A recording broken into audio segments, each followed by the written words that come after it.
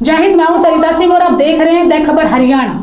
आज हमारे स्टूडियो में खास मेहमान आए हैं BMS डॉक्टर जयवीर, जिनका न्यू लाइफ हेल्थ केयर नाम से भिवानी रोड जींद बाईपास पे हॉस्पिटल है। डॉक्टर साहब की कैंसर जैसे भयानक रोग पर अच्छी पकड़ है और अनेकों ऐसे रोग हैं जिन पे डॉक्टर साहब स्टडी कर चुके हैं, इनका काफी अनुभव है। लेकिन इन सबसे हटके आज हम इनसे बातचीत करेंगे वर्षा ऋतु के बारे में। वर्षा ऋतु काफी सुहानी ऋतु है, इसमें सबके मन जो है खुश रहते हैं, लेकिन आयुर्वेद खाने पीने के मामले में और दिनचर्या के मामले में काफी सख्त है। तो हम डॉक्टर साहब से सवालात करेंगे कि इस ऋतु में हमें किस तरह की दिनचर्या को फॉलो करना चाहिए और खाना पीना जो है वो कैसा खाना पीना चाहिए। तो चलिए करते हैं बातचीत। स्वागत है सर आपका हमारे स्टूडियो में। नमस्कार जी। तो सबसे पहले तो मेरा यही सवाल रहेगा कि वर्षा ऋतु में खाने पीने का जो है हमारा शेड्यूल वो क्या रहना चाहिए, क्योंकि जैसे वर्षा ऋतु शुरू होते के साथ ही हमारा मन जो है वो पकोड़े पूड़े इनको खाने को करता रहता है। तो बिल्कुल जी, आपने बहुत अच्छा क्वेश्चन किया है। इस पे मैं बताना चाहता हूँ सबसे पहले तो कि जैसे कि वर्षा ऋतु होती है, जब भी बरसात आती है, मेघ बरसते हैं और धरती के अंदर काफ़ी ज़्यादा गर्मी हो जाती है, तो जैसे कि बारिश आती है तो उससे वाष्प निकलती हैं, धरती के अंदर से वाष्प निकलती हैं। एक तरह से कहें तो पूरा प्राकृतिक जो है, पूरी प्रकृति जो है एकदम से हरी भरी हो जाती है। और इसमें प्रकृति के अंदर बरसात का जो पानी है, बरसात का पानी एक तरह से अगर हम कहें तो बहुत अच्छा पानी है। सबसे पहले मैं पानी से लेकर ही बात करता हूँ। जैसे कि आयुर्वेदा के अंदर बताए गए हैं कि सबसे ऊपर जो पानी बताया गया वो सबसे ज़्यादा अच्छा और शरीर के लिए हल्का यानी लाइट, जिससे कोई बाहरीपन शरीर के अंदर नहीं रहता, कानों के अंदर कोई आवाज़ नहीं होती। और बरसात का पानी सबसे ऊपर पानी बताया गया आयुर्वेद के अंदर। उसके बाद जैसे झरनों का पानी आता है, फिर नदियों का पानी आता है, फिर उसके बाद जैसे हमारा नॉर्मल जो पानी होता है वो आता है।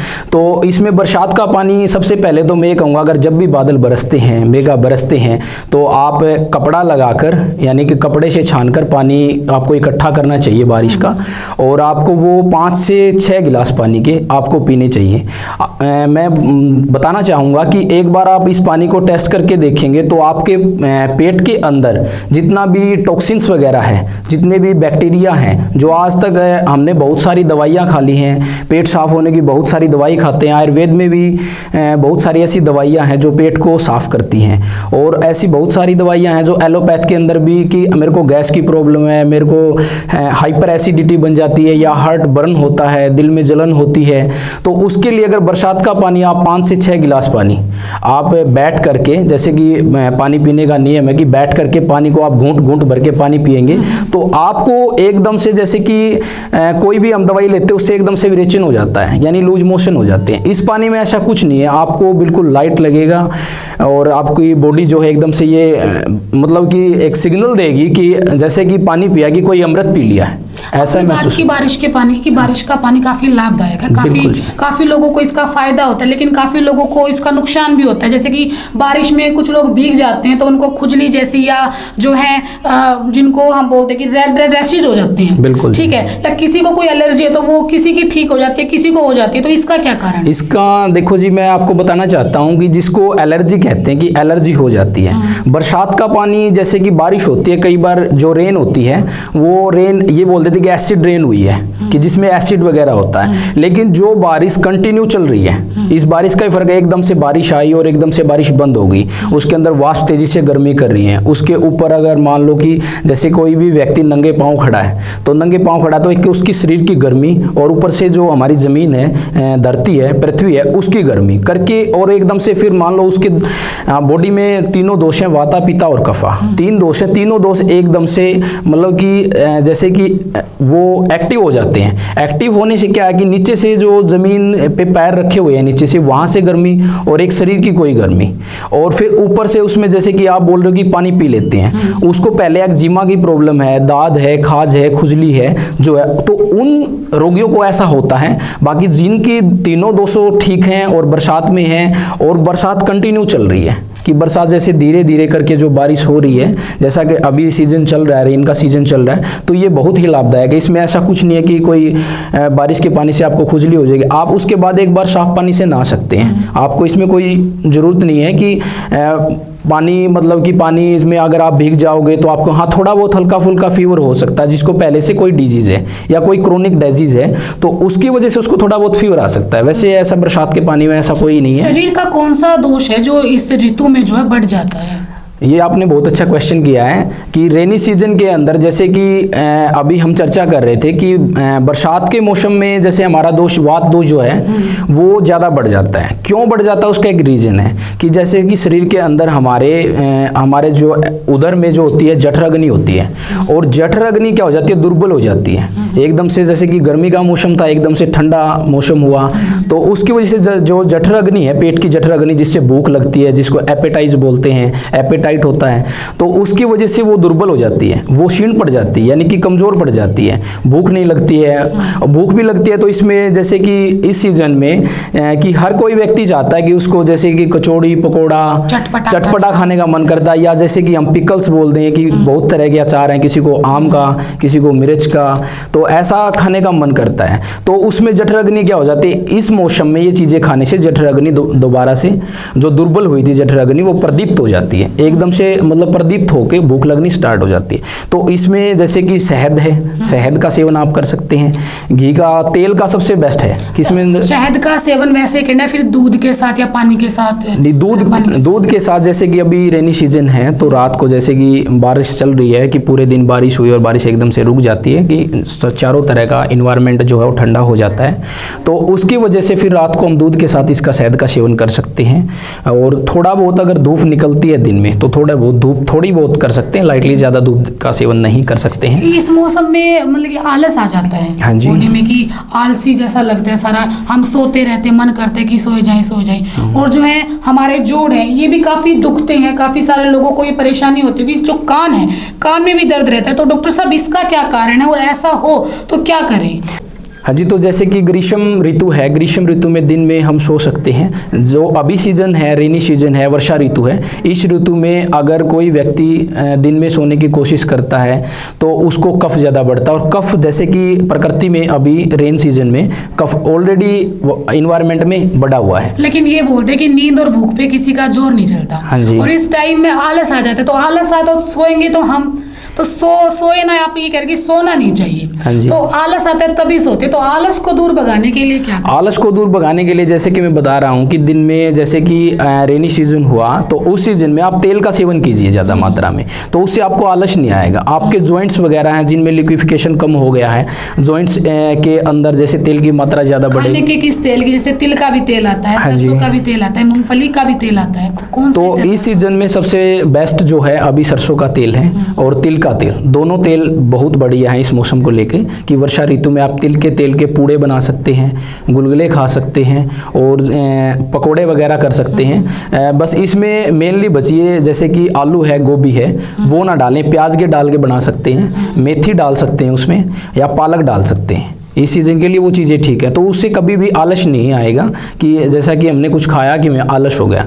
थोड़ा बहुत जैसे कि होता है कि बॉडी के अंदर जैसे आर्थराइटिस वगैरह है या किसी को पुरानी कोई इंजरी है, जैसे कहते हैं ना कि बरसाती मौसम हो गया और मेरे को पुरानी बीमारी है और अभी पेन होना स्टार्ट हो गया, तो इसमें क्या होता है कि वात ज़्यादा बढ़ जाता है। वात के बढ़ने से यूरिक एसिड ज़्यादा मात्रा में बढ़ना स्टार्ट हो जाता है, जिसे बढ़ने से वो बॉडी के अंदर और रक्त में मिलके जिसे रक्त को दूषित कर देता है, और रक्त के दूषित होने से ये चीज़ें यूरिक एसिड ज़्यादा बढ़ने की वजह से खट्टी डकारें आने स्टार्ट हो जाती है। जो इस सीज़न में कहता है कि मुझे तो खट्टी डकार आ रही है, तो ऐसे खट्टी डकार आने की वजह से उसका पित्त खराब हो जाता है। और पित्त ऑलरेडी इस सीज़न में जो जठर अग्नि की जब हम बात कर रहे थे, पित्त ऑलरेडी क्षीण हो जाती है जठर अग्नि, तो उसको प्रदीप्त करने के लिए तो जिन व्यक्तियों को पहले से ऐसी कोई प्रॉब्लम नहीं है वो इस ऋतु में खा सकते हैं। आपने अभी कहा कि हमें गोभी और आलू नहीं खाने चाहिए। हाँ जी, तो ऐसी कौन कौन सी सब्जियां हैं हाँ जो हमें नहीं खानी चाहिए और क्यों नहीं खानी चाहिए? फल ऐसे कौन कौन से जो इस ऋतु में हमें खाने चाहिए और नहीं खाने चाहिए? देखिए, इस ऋतु की बात करें तो जैसे कि अभी गर्मी का मौसम है और रेन सीजन आ गया है, रेनी सीजन आ गया, तो इसमें जैसे कि हम अभी बात कर रहे थे कि जैसे आलू है, गोभी है। आलू गोभी वैसे भी बताते हैं कि आयुर्वेद के अंदर मतलब कि इसी सीजन में कभी भी सेवन नहीं करना चाहिए। जो भी मैं बता चुका हूँ कि जैसे आर्थराइटिस है, जॉइंट्स पेन है, उसको ज़्यादा बढ़ाते हैं क्योंकि इसके अंदर कोई फाइबर्स नहीं है, सिर्फ ऑलरेडी क्या है कि कि कार्बोहाइड्रेट्स है, और कार्बोहाइड्रेट्स अगर ज़्यादा बढ़ेगा तो जो हमारा पित्त है वो ज़्यादा बढ़ेगा। तो इस सीज़न में आप जैसे कि जो भी चीज़ें वात को बढ़ा रही हैं, जैसे अभी बता रहा हूँ कि वात को बढ़ाएंगे, तो वात को शमन करने के लिए वो चीज़ें आप सेवन कीजिए। घी का सेवन कीजिए, तेल का सेवन कीजिए। और अगर फ्रूट्स की बात करें तो इसमें नाशपाती का, जैसे कि आपने पूछा कि कौन सा फल खा सकते हैं, तो इसमें नाशपाती का सेवन कर सकते हैं। आम का सीजन चल रहा है, मौसम के हिसाब से देखो आयुर्वेद होता है कि कोई भी चीज़ मतलब कि परहेज उसमें ऐसा नहीं होता है कि मौसम के अनुसार कोई भी चीज़ खाते हैं। अगर मौसम जाने के बाद आप उस चीज़ का सेवन कर रहे हो तो वो शरीर में कहीं ना कहीं जाके किसी न किसी दोष को बढ़ाएगी, तो उस चीज़ का सेवन नहीं करना चाहिए। नाशपाती का सेवन कर सकते हैं, आम का सेवन कर सकते हैं। नारियल पानी का तो ऑलरेडी 12 के 12 महीने चलता रहता है, तो वो पी सकते हैं। इस मौसम में बारिश जो है काफी होती है और रोडों पे पानी आ जाता है। ये प्रशासन की कमी है कि भाई पानी का सही निकास नहीं हो पाता, रोड पे पानी आ जाता है तो लोग जो अपने घरों में कैद हो जाते हैं। यानी कि डॉक्टर तक जाने के लिए उनको बड़ी जद्दोजहद का सामना करना पड़ता है पानी के कारण, जल भराव के कारण। तो डॉक्टर साहब ये मुख्य समस्या है, तो इसका समाधान हम घर पे ही निकालें। मान लो किसी को सर दर्द हो जाए, ठीक है, या फिर जैसे मैंने बात की कि इस मौसम में हमारे जो बॉडी पार्ट्स हो काफ़ी पेन करते हैं, दुखते हैं, तो घर पे हम ऐसी कौन सी औषधि बना सकते हैं, किस तेल की मालिश कर सकते हैं जिससे हमें उस दर्द से निजात मिल जाए? हाँ जी, इसमें सरसों के तेल की मालिश कर सकते हैं आप। तिल का तेल जो मतलब कि तिल हमारा जैसे प्राकृतिक जो चीज़ें हैं उनसे जैसे तिल का तेल निकलता, बाज़ारों की बात नहीं कर रहा कि मैं बाज़ार के अंदर कैसा आ रहा है कैसा नहीं है, तो तिल के तेल की मालिश कर सकते हैं। सरसों के तेल को पका के उसकी मालिश कर सकते हैं। उसके पूड़े जो मैं बता रहा हूँ तेल में भिगो के और उसको ऊपर से जैसे कि गर्म पट्टी बांध के 6 घंटे तक आप हवा ना लगे ऐसा कर सकते हैं, उसमें काफ़ी ज़्यादा रिलीफ मिलेगा। जैसे कि नॉर्मल एक तो हम खाते हैं मीठे बनाते हैं, हाँ जी, तो वही पूड़े या फिर कुछ अलग से उसको कैसे? नहीं, तेल में वही जो हम खाते हैं मतलब जो हम खाने में सेवन करते हैं वही पूड़ा हम अपने पैर पे जहाँ पे भी मान लो ज्वाइंट्स में कहीं भी पेन है और वहाँ स्वेलिंग भी आई हुई है तो हल्का गरम करके, जैसा कि मतलब कि वो कहते हैं जैसे सुहाता है जैसा भी, यानी जैसे कि गुनगुना करके उस टाइप से उसको बांध सकते हैं। जितना कि बॉडी का टेम्परेचर है मतलब ज़्यादा गर्म हीट ना लगे तो उतना बांध। लेकिन सबसे इसमें एक बात बोलना चाहूँगा कि हवा नहीं लगनी चाहिए। जैसे कि अगर आपने पूड़ा बांध लिया है, तेल का पूड़ा बांध लिया है और आप बोलो कि मौसम में एकदम से बारिश बंद हो गई है और आप कहते हैं कि एसी चला देते हैं, एसी या पंखा, वो उसके ऊपर 6 घंटे कोई भी हवा नहीं लगनी चाहिए। अगर हवा लगेगी तो पूरा एकदम से जैसे कि ठंडा हो जाएगा और ठंडा होने की वजह से यूरिक एसिड ज़्यादा बढ़ेगा। गर्म इसलिए दे रहे कि ताकि जो तेल है, तेल अंदर से जैसे स्किन के अंदर पोर्स होते हैं उसके अंदर से वो उस चीज़ को यूरिक एसिड को खींचता है, वो खींचने की वजह से वो कम होता है, इसकी वजह से स्वेलिंग जैसे कि कम हो जाती है। और इसमें मैं बताना चाहता हूँ कि जैसे कि मेथी का दाना जो है उसका घर पे हम पाउडर बना सकते हैं। अलसी के बीज हैं, अलसी जिसको फ्लैक्सीड बोलते हैं, उसका पाउडर बना सकते हैं। और इसमें थोड़ा बहुत जैसे कि शहद, अभी बात की मैंने जैसे सीजन है तो उसमें शहद मिला के इसका लेप लगाइए आप, और लेप लगा के आप अपने पैर पे बांधिए या जहाँ पे भी जिस भी ज्वाइंट में पेन है। बच्चों और बूढ़ों का खास ख्याल रखना पड़ता है हर मौसम में, चाहे गर्मी हो, सर्दी हो या फिर वर्षा ऋतु हो। हर मौसम में उनके खाने पीने का ज़्यादा ध्यान रखना पड़ता है और इस मौसम में सबसे ज़्यादा बीमार भी वही होते हैं। तो उनको हम ऐसा सुबह शाम या दिन के जितने भी पहर होते हैं, किस पहर में हम उनको खाना दें, किस तरीके का खाना दें, ये और बताइए सर। देखिए, बच्चों और बड़ों की अगर बात करें तो बच्चों और बड़ों में जो सबसे ज़्यादा होता है वो कफ दोष होता है, क्योंकि जो अभी कोई भी वयस्क व्यक्ति है तो उसके अंदर सबसे ज़्यादा दोष मिलेंगे वात और पित्त के। बच्चों में और बूढ़ों में जो हो जाती है, एज जैसे हो जाते हैं, उनको मिलते हैं कफ के दोष। तो कफ को शमन करने के लिए जैसे कि ऋतु अभी तो जैसे ठंड है तो ठंड में जैसे कि कफ को जो चीज़ें बढ़ा रही हैं वो चीज़ें हमें कम करनी चाहिए। और बूढ़ों के लिए भी जैसे कि इस टाइम पे क्या हो जाता है कि जैसे रेनी एकदम से सीजन है, कफ हो गया, कफ ज़्यादा बढ़ गया या बलगम जैसे आने लगा छाती से। और बच्चों को जैसे क्या हो जाता है, जैसे पहले गर्मी थी और गर्मी से एक दिन मौसम चेंज हुआ, चेंज होने की वजह से बच्चों को फीवर आता है, बुखार आ जाता है, बुखार होने की वजह से एकदम से लूज मोशंस भी हो जाते हैं। तो डायरिया इस मौसम में ज़्यादा हो जाता है। तो डायरिया में क्या होता है कि आप छाछ के अंदर जीरा और हींग का छोंक लगाकर बच्चों को पिला सकते, दिन में 3 बार 4 बार पिला सकते। बड़ों को भी ये चीज़ दे सकते। लस्सी के भी ये कहते हैं ताज़ी लस्सी होनी चाहिए, ये नहीं कि रात की लस्सी हो, ताज़ी लस्सी आप किसी को भी पिला सकते, छोटे को, बड़े को, बूढ़े को, किसी को भी दे सकते हैं। उसमें कोई इस मौसम में किसी को भी कोई दोष को नहीं बढ़ाएगी। लेकिन छाछ ज़्यादातर क्या करते हैं, गर्मियों में पी जाती है। इस मौसम में या फिर इसके बाद जो मौसम आता है, छाछ को तो जैसे नाली में बहा देते हैं या फिर पशुओं को भी नहीं पिलाते, पशु भी नहीं पीते। तो देखिए जी, मैं बहाने वाली बात करें तो जिस चीज़ के अंदर दूध होता है, कि हमारा सबसे मैं बड़ी बात बोलूँ तो दूध पवित्र माना जाता है। दूध को तो ये बहाने वाली जो बात कर रहे हो आप, बहाना तो मतलब एक मूर्ख व्यक्ति है जो ऐसा काम करता है। नहीं, लस्सी तो ये कह रहे हैं कि अगर मैं बात करूं, अगर गांव को छोड़ कर बात करें तो शहरों के अंदर तो लस्सी आज पैकेटों में जा रही है और उसके अंदर केमिकल डल रहे हैं। और एक लस्सी ऑर्गेनिक जो लस्सी है हमारे माताएं बहनें जिन्होंने बनाई है, और उस लस्सी को अगर आप सेवन कर रहे हैं, उस लस्सी का अगर आप सेवन कर रहे हैं, केमिकल की बात नहीं करता मैं जिनमें केमिकल आता है, ये लस्सी तो आपके मतलब कि 12 के 12 महीने तक मतलब पिला सकते किसी को भी, कोई नहीं, चाहे कैंसर का पेशेंट हो, हार्ट का पेशेंट हो, लकवे का पेशेंट हो। ताज़ी लस्सी कभी भी किसी को नहीं नुकसान करती है। लस्सी आप पी सकते हैं, लस्सी की कोई परहेज नहीं है इस मौसम में। सर आपने बात की कि भी ताज़ी छाछ पीनी चाहिए, लेकिन ताज़ी छाछ तो गांव में मिलती है, शहरों में नहीं मिल पाती।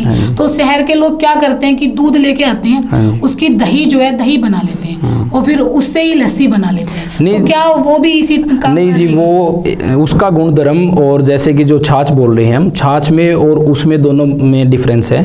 डिफरेंस कहाँ है? जैसे कि दही बनाई, दही को उन्होंने मथ के वो जो घोल तैयार हो गया, वो एक घोल है, वो छाछ नहीं है। और जैसे कि जो गांव में है, जो गांव में बिलोनी बोलते हैं हम, जिसको बिलोनी के अंदर से मंथन करते हैं, मंथन करके उसका घी मक्खन अलग से निकाल के जो नीचे रह जाता है उसको छाछ बोलते हैं। इसमें और छाछ में और घोल में दोनों में फ़र्क है। छाछ ये इसका कोई गुणधर्म नहीं है, ना ही शरीर में कोई फ़ायदा करने वाली है, ना ही मतलब इसका कोई आगे किसी दोष में फ़ायदा होने वाला है। तो छाछ पिए, ना कि घोल पिए। तो सर ये तो गांव के बच्चों को तो लस्सी, ताजी लस्सी मिल जाती है, लेकिन शहरों में नहीं मिल पाती। और शहर जैसे आपने अब मना कर दिया कि भाई वो दही का भी सेवन नहीं कर सकते, ना ही उसका घोल बना के उसका सेवन कर सकते हैं, उनकी जो प्रकृति है वो अलग अलग है। तो इसके अलावा वो किसका सेवन करें? देखिए, इसमें तो फिर वही है, छाछ तो छाछ है और घोल ही है। अगर वो नहीं है तो कोई ऑप्शन नहीं है, उसको आप बंद भी कर सकते हैं। अगर नहीं है तो मैं तो ये कहूँगा कि केमिकल की ना पी के, तो ये नहीं मिल रही तो केमिकल की भी ना पिए। कहने में मेरा अर्थ ये है कि केमिकल तो वो ये बॉडी में जाएगा, उसका कोई फ़ायदा नहीं होने वाला, शरीर को उससे कोई पोषक तत्व नहीं मिलने वाले। तो इसमें अगर शहर के अंदर है, अगर ये चीज़ नहीं कर सकता कोई, ये बना नहीं सकता है, तो फिर वो बंद कर दें। थोड़ी देर पहले मैंने आपसे क्वेश्चन पूछा था कि इस मौसम में आलस आ जाता है और आलस को दूर भगाने के लिए बताया गया है कि आप एक्सरसाइज करो। तो कौन सी एक्सरसाइज हम इस टाइम कर सकते हैं? देखिए, इस सीज़न में तो जैसे योग कर सकते हैं, लेकिन व्यायाम एक्सरसाइज बाहरी कोई भी व्यायाम है जैसे आप नित्य क्रिया से कर रहे हैं, तो इस सीज़न में व्यायाम बंद कर देना चाहिए।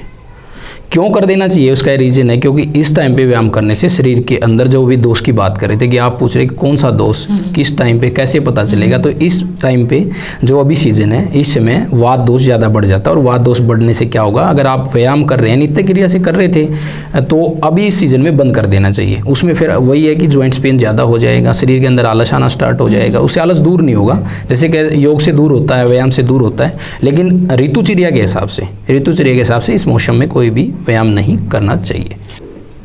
एक आखिरी सवाल मेरा ये है सर कि इस मौसम में हमने सुना है अपनी दादी से, नानी से या आस पड़ोस में कि इस टाइम हमें कढ़ी नहीं खानी चाहिए या हरी पत्तेदार जो सब्जियां हैं वो नहीं खानी चाहिए। तो इसका क्या कारण है, क्यों नहीं खानी चाहिए? देखिए, इस मौसम में कढ़ी है जो बिल्कुल मैं मना ही नहीं, ये नहीं कह रहा हूँ कि नहीं खानी चाहिए। उसके अंदर अगर आपको खाना ही है तो आप उसके अंदर मेथी डाल के और हींग वगैरह डाल के, हींग और मेथी डाल के वो आप उसका सेवन कर सकते हैं।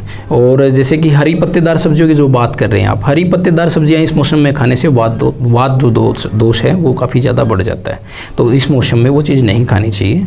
वैसे जैसे अभी जैसे आप बात कर रहे हो कि दादी कहती थी, ये कहती थी, अभी आज का जो टाइमिंग है ना और आज का जो इन्वायरमेंट है, वो चीज़ें टाइम और इन्वायरमेंट के हिसाब से आज कुछ चीज़ें कुछ और ही हो गई हैं। तो उसके हिसाब से हमें अपने शरीर को ध्यान में रखने के लिए ये चीज़ें बताई गई हैं, सीज़न के हिसाब से बताई गई। लेकिन सीज़न के हिसाब से वो चीज़ें आज भी हैं, लेकिन लोगों का खाना पीना शेड्यूल ऐसा चेंज हो गया है कि वो उसको सेवन किसी और तरीके से कर रहे हैं। अगर सेवन ही करना है कि दादी ने बताया कि मुझे करना ही है, मैंने तो सुना था ये, तो आप उसके अंदर जैसे मैंने बताया कि ये हींग और मेथी वगैरह डाल के खा सकते हैं। और हरी पत्तेदार सब्जियां इस मौसम में नहीं खानी चाहिए क्योंकि उसमें ज़्यादा वात दोष ज़्यादा बढ़ जाता है और वात दोष के बढ़ने से फिर वही प्रॉब्लम फिर आ जाती है।